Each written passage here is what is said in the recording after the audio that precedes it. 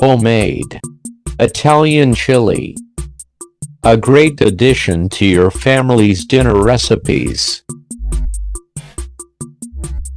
Ingredients: 1 pound of Italian sausage, 2 teaspoons of dried oregano, 1/2 teaspoon of dried red pepper, 1 cup of chopped onions, 2 cans of diced tomatoes, undrained, 1 can of tomato sauce, 1 can of cannellini beans, drained and rinsed, and lastly, your choice of pasta.